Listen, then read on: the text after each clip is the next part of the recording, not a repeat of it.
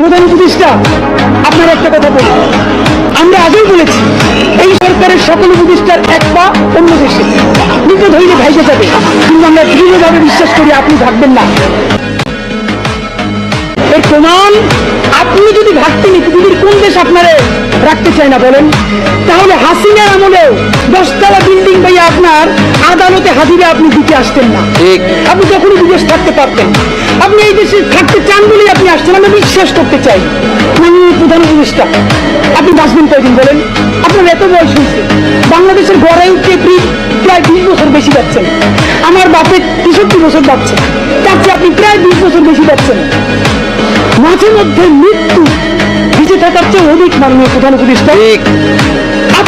আপনি একটা গবেষণা করেন, বাংলাদেশে গত 50 বছরে কোন রাষ্ট্রপ্রধানের 30 মিনিট 40 মিনিটের বক্তৃতা, রিক্সা চালক, ভ্যান চালক, সবজি বিক্রেতা, বিশ্ববিদ্যালয়ের প্রফেসর, ছাত্র জনতা আধা ঘন্টা বসে তার বক্তৃতা শুনে নদীর নাই, যেটা আপনারটা হয়েছে।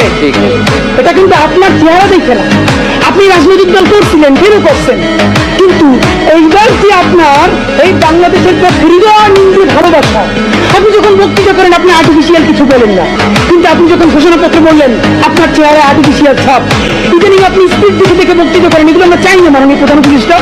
আপনার অন্তরে যা আছে, আপনার যেতে বাধ্য করে তার কথা বলে দেন না। আপনারা কি করবে বলেন? আপনি খুন করবেন, আপনি প্রায় 80 বছর যাচ্ছেন, আর কয় বছরই বাঁচবেন? আপনি কি খাবেন, কি বাঁচবেন? আপনি বরং যদি আপনার আর্মি মেরে ফেলে, আপনি যদি ভারতীয় আধিপত্যবাদী গুলি করেন, আপনাকে যদি হত্যা করা হয়, কিন্তু সেই রক্তের বিনিময়ে যদি আপনি শহীদদের রক্তের বিনিময়ে নতুন বাংলাদেশ গড়ে যেতে পারেন, আগামী 1000 বছর বাংলাদেশের মানুষ নামাজে প্রার্থনায় আপনার জন্য শুধু দোয়া করবে। আগামী 1000 বছর বাংলাদেশের মানুষ নামাজে প্রার্থনায় আপনার জন্য শুধু দোয়া করবে।